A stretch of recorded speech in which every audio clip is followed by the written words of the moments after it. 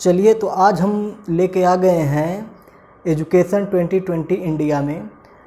उत्तर प्रदेश के जितने ज़िले हैं 75 ज़िले हैं, उन 75 ज़िलों के लिए हमने हर ज़िले के लिए अलग अलग वीडियो बनाने की कोशिश शुरू की है और संभवतः हम लोग बना ही लेंगे। और आज हमारा पहला ज़िला है आजमगढ़, क्योंकि मैं खुद स्वयं आजमगढ़ से हूं, तो आजमगढ़ का पहला ज़िला हम लेके चलेंगे और आज हम बात करेंगे आजमगढ़ ज़िले के बारे में।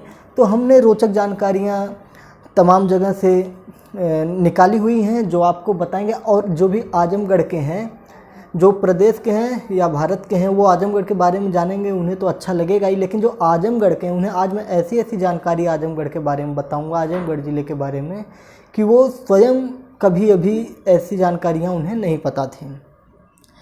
तो हम बताते हैं कि पहले आजमगढ़ है क्या। आजमगढ़ उत्तर प्रदेश का एक ज़िला है और ये मंडल भी है, ठीक है। तो आइए शुरुआत करते हैं हम लोग आजमगढ़ ज़िले के बारे में।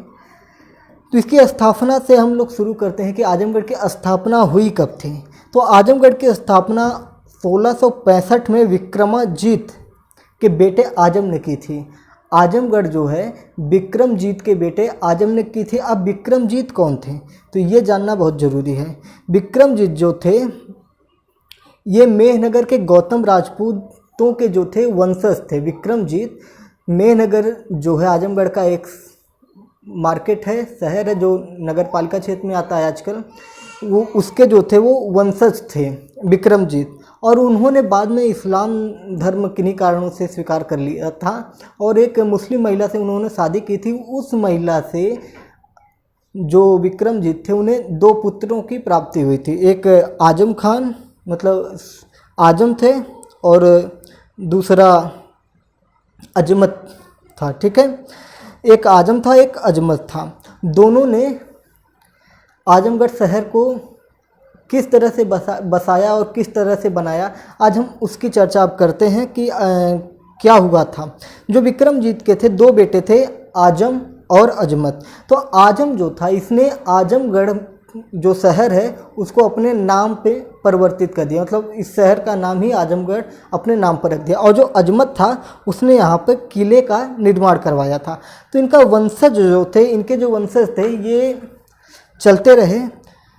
फिर उसके बाद 1832 में मोहब्बत खान, 1832 में मोहब्बत खान जो आजमगढ़ ज़िले का गठन किया और लोकप्रिय शासक के रूप में आजमगढ़ पे शासन करने लगा। फिर 1800 से 1947 का जो स्वतंत्रता संग्राम था उसमें आजमगढ़ के लोगों का बहुत बड़ा योगदान था। अगर आपको पता भी होगा कि मंगल पांडे भी आजमगढ़ आके छिपे थे, आजमगढ़ के पड़ोसी ज़िले के थे।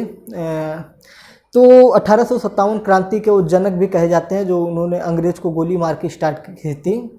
तो आइए उसको अब छोड़ते हैं, अलग मैटर है, हम आजमगढ़ पे आते हैं। तो 1832 में मोहब्बत खान जो था आजमगढ़ ज़िले का गठन किया और लोकप्रिय शासक के रूप में जाना जाता था। फिर 1857 में स्वतंत्रता की लड़ाई में आजमगढ़ बहुत ही अग्रणी रहा और आजमगढ़ से महात्मा गांधी का बहुत बड़ा लगाव था, मतलब उनकी कई यात्राएं जो थी और उनके भाषणों का हिस्सा जो था ये आजमगढ़ था। और स्वतंत्रता के बाद जब भारत को आज़ादी मिल गई 1800 से 1947 के बीच में जितने भी क्रांतिकारी आजमगढ़ के थे उनको स्वतंत्रता के बाद पदक दिया गया। तो उनमें कितने लोग थे ये भी जानकारी आजमगढ़ वालों को शायद ये पता ना हो, आज मैं बता दे रहा हूँ और जान के आपको बहुत ही अच्छा लगेगा, गर्व महसूस होगा आपको आजमगढ़ के। और मैं आजमगढ़ का तो मुझे भी गर्व महसूस होता है। तो स्वतंत्रता के बाद 400 से 500, करीब 400 से 500 लगभग में लिया जाता है, लेकिन 472 एक्यूरेट डाटा जो मिलता है गूगल वगैरह पे, तो ये थे 472 आजमगढ़ वासी जो थे, आजमगढ़ के स्वतंत्रता संग्रामी थे। उनको स्वतंत्रता संग्राम में योगदान देने के लिए जो बच गए थे उनको दिया गया, या जो नहीं थे, जो शहीद हो गए थे या देश के लिए अपने को न्यौछावर कर दिया था, उन लोगों के परिवार वालों को ताम्र पदक से 1973 में सम्मानित किया गया था। तो ये थी आजमगढ़ के कुछ स्वतंत्रता संग्राम से रिलेटेड और इसकी स्थापना की बात हमने किया आजमगढ़ के बारे में। और थोड़ा आजमगढ़ के कुछ चर्चित चीज़ों के बारे में जान लेते हैं। अच्छा, आजमगढ़ में दो लेखक बहुत ही प्रसिद्ध हुए थे। जैसे एक थे हमारे राहुल सांकृत्यायन जी, जो कनैला ग्राम के थे और रानी की सराय में उन्होंने पढ़ाई लिखाई की। और कनैला अथातो घुमक्कड़, वो घूमने में बहुत मशहूर थे, घूमते थे। और हमारे दूसरे थे अयोध्या सिंह उपाध्याय जी, ये भी बहुत बड़े मशहूर हुए थे, हिंदी साहित्य में बहुत बड़ा इनका योगदान है। तो ये दो लोग बहुत ही आजमगढ़ के धरोहर मान लीजिए, एक तरह से आजमगढ़ की शान कह लीजिए, तो ये दोनों लोग थे। कैफियत एक्सप्रेस जो चलती है, कैफी आजमी भी आजमगढ़ से थे, तो ये भी आजमगढ़ की एक शान है। उनकी बेटी जो है शबाना आजमी, जो भारत की फिल्म अभिनेत्री मशहूर हुई थी। फिर हम बात करते हैं मुबारकपुर की। आजमगढ़ में एक मुबारकपुर शहर है, उस शहर की हथकरघा, तो हाथों से वहाँ पे बुनाई होती है, साड़ियाँ बनती हैं, वो एक काफ़ी प्रसिद्ध है भारतवर्ष में, उत्तर प्रदेश में। और दूसरी जो शहर है आजमगढ़ का, एक शहर है निजामाबाद। अब ये निजामाबाद के बारे में आपको कुछ अच्छी चीज़ें मिलेंगी। जो निजामाबाद के होंगे उनको खुद भी शायद पता है या नहीं, कुछ लोगों को तो पता होगा, जो पर नए इन्वेस्टर जो हैं उनको तो मुझे नहीं लगता है कि उन्हें इतना डीपली पता होगा। तो हम बताते हैं कि निजामाबाद की क्या कुछ खासियत है। ज़्यादातर लोग निजामाबाद के एक व्यवसाय को समझते हैं कि वही जो है निजामाबाद को मशहूर किया है, तो हम बताते हैं, उसको भी बताएंगे और ये जो बता रहे हैं ये भी बता रहे हैं। तो निजामाबाद जो है एक पवित्र स्थल भी है। निजामाबाद पवित्र स्थल है, ये देश के प्रमुख गुरुद्वारों में से एक है, जहाँ पे गुरु नानक जी खुद यात्रा की थी और अपनी चप्पल छोड़ दी थी। तब निजामाबाद में गुरु नानक जी आए थे पदयात्रा करके और वहाँ पे अपनी चप्पल छोड़ दी थी। और इस गुरुद्वारे का जो नाम है, गुरु नानक चरण पादुका के नाम से इस गुरुद्वारे को जाना जाता है, जो भारत के प्रमुख गुरुद्वारों में से एक है। तो ये एक महत्वपूर्ण जानकारी थी जो सबको नहीं पता है, या पता भी है तो इसको कोई खास ध्यान नहीं देता है। और निजामाबाद जो है अपनी काली मिट्टी के द्वारा बनाए गए बर्तनों के लिए बहुत ही ज़्यादा भारतवर्ष में प्रसिद्ध है।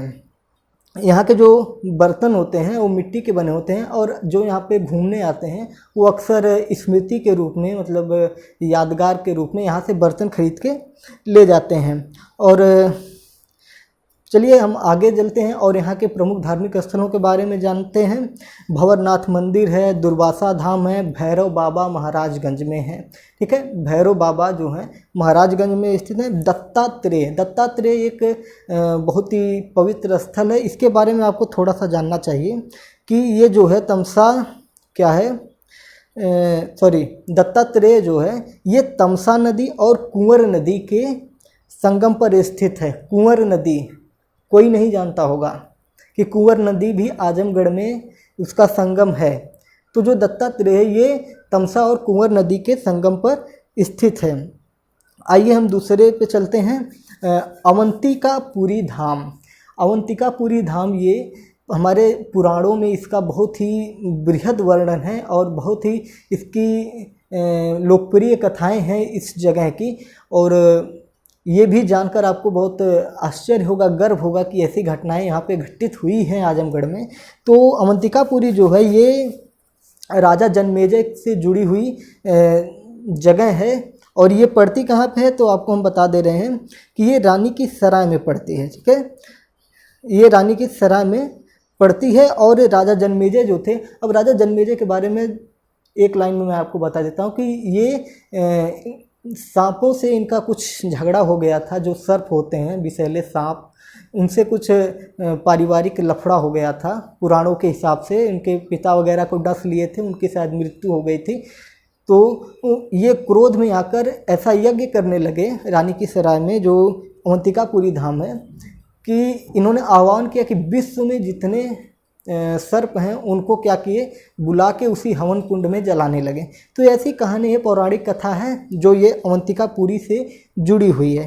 फिर अगला जो है चंद्रमा ऋषि आश्रम, ये बेहद आपको रोचक लगेगा। यहाँ पे भी एक नदी का वर्णन मिलेगा, जिस नदी के बारे में आजमगढ़ के लोग शायद 1% या आधा % लोग जानते होंगे, शायद जहाँ पे है वहाँ के लोग ही नहीं जानते हों, कम ही लोग जानते होंगे। तो ये जो चंद्रमा ऋषि आश्रम है ये तमसा एवं सिलानी नदी, कौन सी नदी, सिलानी नदी के संगम पर स्थित है। आया ना रोचक जानकारी। तमसा नदी तो बड़ी सी नदी है, सबको दिख जाता है, लेकिन ये जो चंद्रमा ऋषि आश्रम है ये सिलानी नदी के संगम पर स्थित है। और ये सती अनुसुईया जो थी उनकी कहानियों से संबंधित स्थान है। तो ये था आजमगढ़ के बारे में, थोड़ा मैंने विस्तृत भी किया है और कुछ चीज़ें काट छाँट भी दी हैं। तो अगर आपको आजमगढ़ के बारे में और कुछ जानना है तो कमेंट बॉक्स में बता दीजिए। बिल्कुल ये नया चैनल है एजुकेशन 2020 इंडिया, और इस पे हम लेके आ रहे हैं, ये सीरीज है उत्तर प्रदेश के 75 ज़िले के बारे में। ऐसी ही रोचक जानकारियाँ लेके हम आ गए हैं और आपको प्रतिदिन एक वीडियो इसी तरह 75 ज़िले के बारे में मिलेगी। और अगर आपको आजमगढ़ के बारे में कुछ और पता है, रोचक जानकारी पता है, तो आप हमारे कमेंट बॉक्स में डालिए। और अगर हम भविष्य में फिर आजमगढ़ के बारे में वीडियो बनाएंगे तो उसमें उसको ज़रूर शामिल करेंगे। तो अगर आपको ये वीडियो पसंद आया हो तो इस चैनल को सब्सक्राइब कर लें, अपने दोस्तों में शेयर करें और आजमगढ़ में, उत्तर प्रदेश में और भारत में सभी को ये वीडियो दिखाएं। तो ठीक है, कमेंट जरूर करिएगा और चैनल को सब्सक्राइब करना ना भूलिए। फिर मिलेंगे उत्तर प्रदेश के अगले ज़िले को लेकर। जय हिंद।